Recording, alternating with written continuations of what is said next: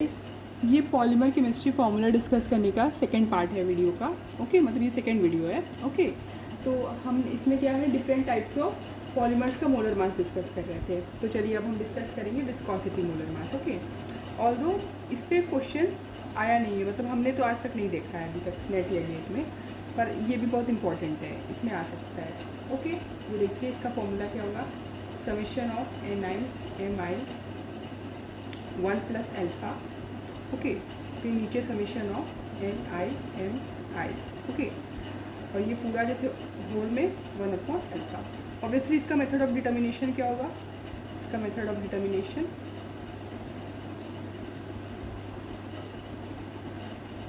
No doubt, क्योंकि इसके नाम से ही पता चल रहा है कि इसका मेथड ऑफ डिटर्मिनेशन होगा विस्कोसिटी। ओके, तो अब हम कुछ और इक्वेशंस देख लेंगे जो कि इम्पॉर्टेंट है। ओके, अब एक तो ये बात होती है कि जो हाईली विस्कस लिक्विड होते हैं ना, वो थोड़ा फ्लो उनका बहुत कम होता है, स्लोली फ्लो करते हैं। अब देखिए ये वाला फॉर्मूला इंपॉर्टेंट है, meta is equals to meta naught 1 plus concentration भी। ठीक है, अब देखिए ये काफ़ी इंपॉर्टेंट है। इसमें ये क्या है, देखिए ये वाला इक्वेशन ना इस तरह का आ जाता है। ओके, नेट गेट में ये क्या होता है, इंट्रिंसिक विस्कोसिटी निकालने दे देगा, कंसंट्रेशन निकालने दे देगा। इसका जो ये ब्रैकेट वाला है टर्म है ना, ये इंट्रिंसिक विस्कोसिटी कहते हैं इसको, इंट्रिंसिक विस्कोसिटी। ओके, और ये क्या है, ये है विस्कोसिटी ऑफ अ सॉल्यूशन। ठीक है, ये सॉल्यूशन का, ये सॉल्वेंट का है, विस्कोसिटी ऑफ सॉल्यूशन, और ये है विस्कोसिटी ऑफ सॉल्वेंट।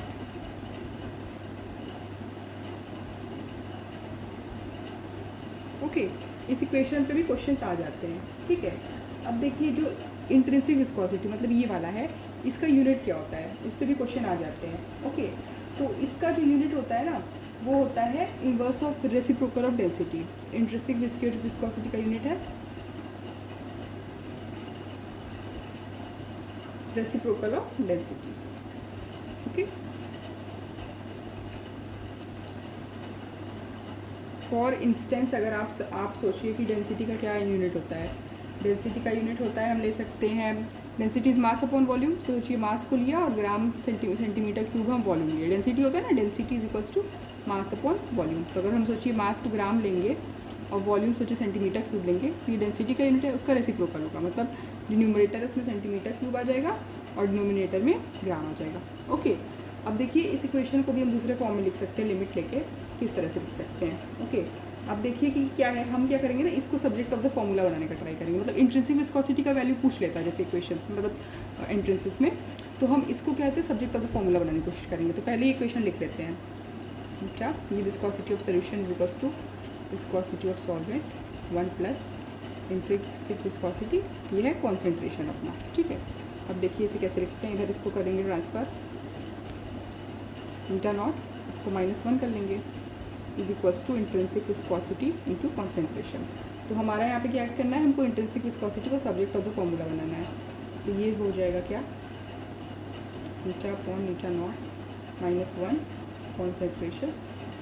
ओके, तो इन द सेंस इसका मतलब है कि जब ये कॉन्सेंट्रेशन सोचिए लिमिट टेंड्स टू 0 होगा तो ये दोनों बराबर हो जाएंगे। ओके, अब इसके बाद हम एक और इक्वेशन देखेंगे जो बहुत इंपॉर्टेंट है, जिस पे क्वेश्चन आते हैं, उसका नाम है Mark Kuhn Houwink equation. Okay, मार्क-कुन-हॉविंग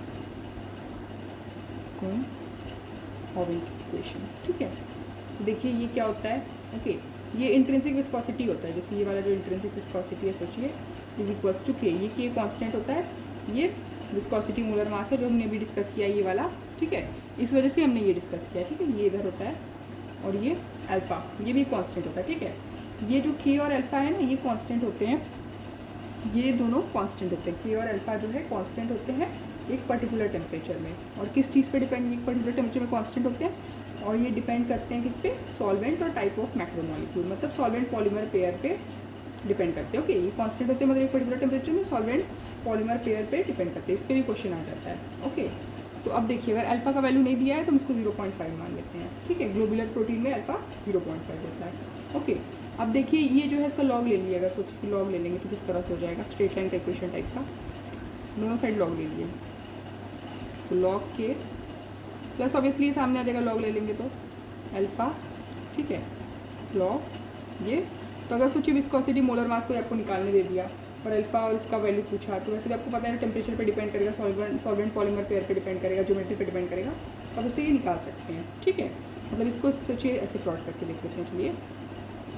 okay, Y अगर सोचिए ये वाई है, log of intrinsic viscosity Y है, ठीक है, और Y is equals to M X plus C. अगर सोचिए एक्स ये है, ये वाला, ठीक है, लॉग ऑफ विस्कोसिटी, तो एम क्या हो जाएगा, मतलब स्लोप अल्फा है, Y is equals to M X, ये एक्स है ये एम है, प्लस सी, इंटरसेप्ट क्या हो जाएगा, लॉग के हो जाएगा, ठीक है। तो जस्ट इसके थ्रू आप क्या है ना, इसका अगर विस्कोसिटी का मास पूछा है तो आप निकाल सकते हैं। फिर हमारा एक टॉपिक होता है पॉलीडिस्पर्सिविटी इंडेक्स, इस पर भी क्वेश्चन आते हैं। ओके, इसे कैसे डिनोट करते हैं, देखिए डी स्ट्रोक कहते हैं इसको, is equals to weight average molar mass और नंबर एवरेज, ठीक है, इस तरह से होता है। और अगर सोचिए मोनोडिस्पर्सिव कोई बोलता है, अगर फॉर मोनोडिस्पर्सिव सिस्टम अगर सोचिए दिया है कहीं पे, फॉर मोनोडिस्पर्सिव सिस्टम, ये जो पॉलीडिस्पर्सिविटी इंडेक्स यानी डी स्ट्रोक का वैल्यू है इज इक्वल्स टू 1 होता है। ओके, इस पर भी क्वेश्चन आ जाता है, क्या होता है ना, ये पूरा बोल देता है कि मोनोडिस्पर्सिव है, तो फिर आपको ये रिलेट करना पूछेगा, तो आप समझ जाएंगे अगर ये 1 है तो दोनों इक्वल होंगे, इस तरह का क्वेश्चन आता है। जैसे कैसे हम लोग इसको डिटरमाइन करते हैं, determination by method of determination, ये है जेल फॉर्मेशन क्रोमैटोग्राफी।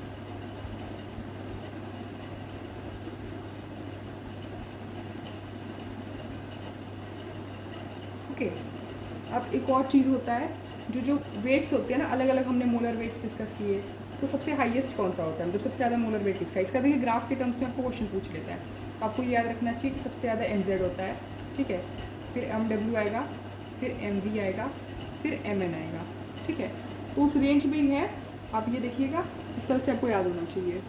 ओके, ये भी बहुत इंपॉर्टेंट है, वैसे ग्राफ बना के ये पूछ लेते हैं, मतलब एक ग्राफ बना के दे देगा, वो ग्राफ होगा, सोचिए फ्रैक्शनल डिस्ट्रीब्यूशन इस तरफ होगा और इधर मॉलिक्यूलर वेट होगा, इधर फ्रैक्शनल डिस्ट्रीब्यूशन होगा, और ये ऐसे ग्राफ बना देगा और आपको ग्राफ में ना ऐसे 4 पॉइंट्स दे देगा, इसमें आपको बोलना पड़ेगा, तो आपको ये पता होना चाहिए ना कि MZ मतलब ये नंबर एवरेज वाला सबसे ज़्यादा, मतलब कौन सा ज़्यादा होता है, ये एटॉमिक नंबर वाला ज़्यादा होता है, फिर एटॉमिक वेट होता है, विस्कोसिटी एवरेज होता है, फिर नंबर एवरेज होता है, ठीक है, इसके थ्रू आप कर लेंगे। अब हम एक नए टॉपिक पे आएंगे जिसका नाम है चेन डायमेंशंस। ओके, पॉलीमर्स पे इस पे भी क्वेश्चन आ जाता है कि मतलब आपको बस जस्ट एक्स का फॉर्मूला याद होना चाहिए, तो आप लिख लेंगे। तो पहला है कॉन्टूर लेंथ,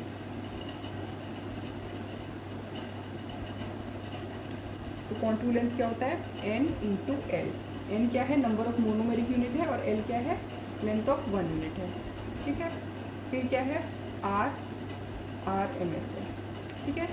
ये रूट N होता है, रूट N मतलब जितना सारा नंबर है सोचिए, okay, into length of, into क्या बोलते हैं, लेंथ ऑफ 1 यूनिट है, ओके। इसके बाद वाला होता है, सोचिए ऐसे 4 हैं, आपको चारों अच्छे से मतलब याद होना चाहिए, 5 एक्चुअली। ये होता है radius of gyration, radius of gyration क्या होता है, RMS अपॉन रूट 6, ठीक है। फोर्थ वाला होता है, ओके, एवरेज डिस्टेंस, ओके। तो एवरेज डिस्टेंस को देखिए किस तरह से डिनोट करते हैं, इसको इस तरह से डिनोट करते हैं, ये एवरेज है, वैसे हम लोग एवरेज कैसे डिनोट भी करते हैं, √8/3 पाई, फिर बाकी बगल वाला वही मल्टीप्लाई होगा, जो √N इंटू एल है, जो अपना RMS में मल्टीप्लाई है वही है, बस √8/3 पाई इसके साथ मल्टीप्लाई है। इसके अलावा एक और है, 5वां वाला, ये है मोस्ट प्रोबेबल रेडियस, RMP से इसको दिखाते हैं, और इसमें देखिए पाई नहीं, इसमें 2/3 है, √N इंटू एल है। ये सारे फॉर्मूलेस में ना हमें कन्फ्यूजन हो जाते हैं, पर ये बहुत इंपॉर्टेंट है, क्योंकि क्या होता है, आ जाता है, मतलब इस पर डायरेक्ट क्वेश्चन आ जाएगा। कॉन्टूर लेंथ का N इंटू एल, ओके, उसका रूट अगर ले लेंगे तो RMS का हो जाएगा, RMS में अपॉन √6 करेंगे, RG हो जाएगा। ये क्या है, रेडियस ऑफ गायरेशन है, ये वाला एवरेज है, √8/3 पाई, √N इंटू एल, और मोस्ट प्रोबेबल में पाई नहीं होता है, √2/3, √N इंटू एल ये वाला RMS वाला होता है, ठीक है। अब देखिए, एक तो देखिए हमने डिग्री ऑफ पॉलीमराइजेशन पहले भी डिस्कस किया है प्रीवियस में, उसमें पॉलीमर का मास अपॉन मोनोमर का मास होता है, ये एक और फॉर्मूला है, इसके बाद हम डिस्कस अभी इस वीडियो में करेंगे, ये भी एक इंपॉर्टेंट फॉर्मूला है, डिग्री ऑफ पॉलीमराइजेशन, ठीक है। इसको N से करते हैं, और एन से और भी चीज़ों को डिनोट करते हैं ना, अभी हम आगे पढ़ेंगे। तो ये क्या होता है, इनिशियल कंसेंट्रेशन जो लिए हैं और वो जो कंसेंट्रेशन हो जाएगा टाइम टी पे, ठीक है। ये इस तरह से करते हैं, ओके। ये वाला बहुत इंपॉर्टेंट फॉर्मूला है। मतलब देखिए इनिशियल कंसेंट्रेशन उस पॉलीमर का, पॉलीमर नहीं सॉरी मोनोमर का, ठीक है। ये पॉलीमर का डिग्री ऑफ पॉलीमराइजेशन है। मोनोमर का इनिशियल में मोनोमर क्या था और बाद में क्या हो गया। चलिए इसको थोड़ा सा डिटेल में देख लेते हैं।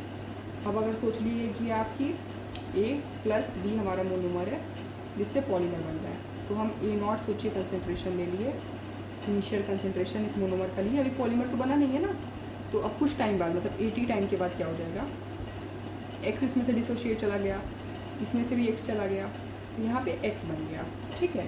तो मतलब जो ये X है, ये X क्या है, ये X है A0 - 80 ना, क्योंकि अब जो A0 - X ये बन गया ना, इसको ही हम लोग 80 कहेंगे। A0 - X, जब A0 में से जब X सोचिए निकल गया तभी ना हम लोग उसको 80 कहेंगे, ओके। तो ये X ये हो जाएगा। तो अब देखिए ये डिग्री ऑफ पॉलीमराइजेशन क्या है, A0/80 ये वाला, ठीक है। या फिर ऐसे भी आप लिख सकते हैं X - A0, ओके, इस तरह से भी लिख सकते हैं। अब आपसे अगर कोई पूछ ले, चलिए अगर आपसे पूछे कि फ्रैक्शन ऑफ मोनोमर रिएक्टेड कितना है, ये वाला देखिए इधर अलग है, ठीक है। फ्रैक्शन ऑफ मोनोमर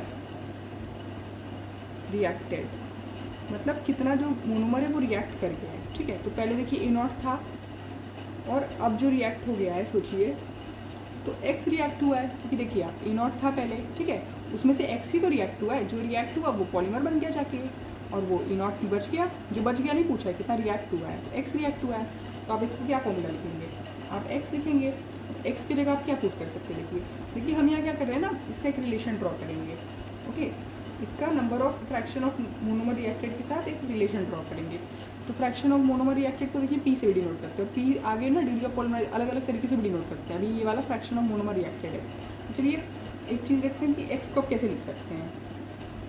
X को देखिए ये हमने लिखा है ना यहाँ पे A0 - AT/A0, इस तरह से लिख सकते हैं। थोड़ा सा देखिए अगर अब इसको सिंप्लीफाई करने का ट्राई करें तो क्या हो जाएगा, ये देखिए इसको सिंप्लीफाई करने का ट्राई करेंगे, देखिए क्या हो जाएगा। P, ये P है, इसको डिनोट करते हैं ऐसे, ये A0 ये 1 हो जाएगा -AT/A0, ठीक है। इससे हम लोग क्या कर रहे हैं, देखिए ये वाला जो है ना, इससे ये N और P का हम लोग रिलेशन निकालने का कोशिश कर रहे हैं। तो अभी तो देखिए ये इसका इन्वर्स है, ठीक है। तो लेट्स सी इसको हम लोग इन्वर्ट करेंगे। तो चलिए इसको इस तरफ यहाँ सॉल्व करते हैं। तो यहाँ सोचिए 1 - P कर दिए, 1 - P = ये इसको अगर इधर किए तो ये इधर आ गया, = क्या किए AT/A0 किए, ठीक है। अब देखिए क्या होगा, अब जस्ट इसको इन्वर्ट कर दीजिए, उल्टा कर दीजिए, क्योंकि क्यों देखिए हम लोग कर रहे हैं, क्योंकि हमें ना इसको इससे रिलेट करना है। तो ये हो जाएगा ना, इसको उल्टा कर देंगे तो देखिए A0/80 अगर हमने कर दिया तो ये क्या हो जाएगा, A0/80 1 - P हो जाएगा, है कि नहीं।